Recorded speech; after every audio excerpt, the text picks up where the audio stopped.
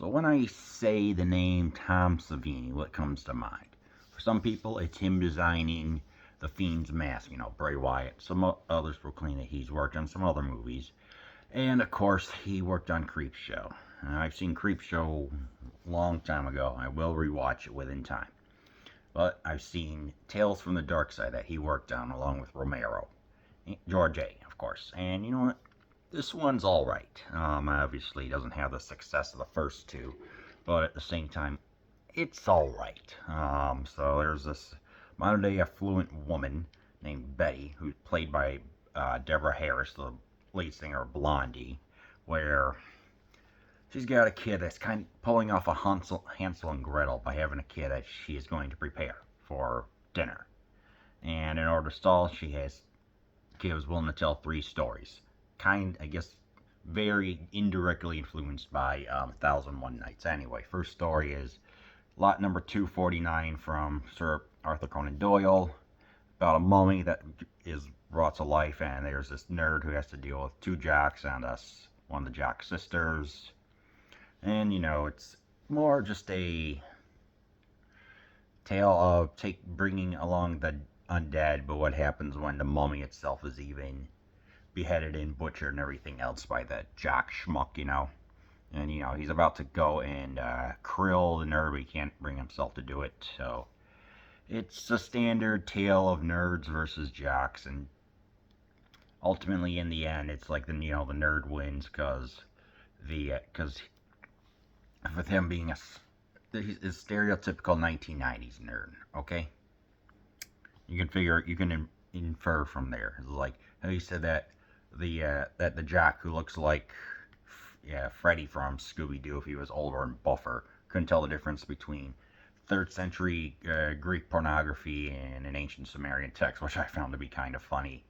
It was okay, got a couple of chuckles, I guess. Second one was The Cat from Hell. This is what George A. Romero has done about a cat that's just goes around just krilling a whole bunch of old affluent millionaires and just getting karma, because it's like the ladies actually kind of do care about the cat, but the last person remaining is sitting in a wheelchair, and he knows that the cat is really from hell and has these powers. Hires a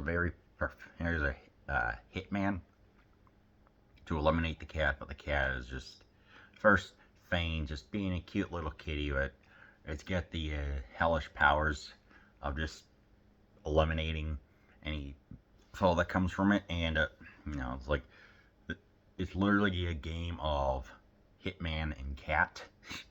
As he goes around, I like the performance from the person playing the hitman, whoever that is. Getting interactive, I guess, and obviously sometimes you can tell it's a stuffed cat. They have like a real cat at the same time, and obviously the cat doesn't get hurt. It's a stuffed animal, and it comes up. I like the way how they brought in the infrared vision, or the cat's vision. That's like a cat can see in some colors. I think primary colors in black and white. So if I were to bring in Q right here, she would be able to see in certain colors compared to us humans, So yeah, I like that. We get to see a POV of the cat, which is pretty cool. And then the third story is about like an art dealer whose art is not selling well, and is what's the word I'm looking for? His agent says, yeah, none of them are selling well. Tomorrow I'm going to be leaving. You got to come up with something. Gargoyle meets a gargoyle, says, yeah, you better not tell anyone that I spared your life. Marries a woman. And then 10 years later with the girls, has kids and they are cells, but he says, yeah, hey, honey, reason why I'm so popular is because I had a gargoyle that met me 10 years ago. Gargoyle says, I can't believe you broke your promise, blah, blah, blah. They had love and everything. So ultimately, that's based off of Yuki Ono from Japan. Frostlass from Pokemon is also inspired by it. This itself is based off a 1968 movie called Waganai or something like that. I forget. Or Kaganai, something I can't remember.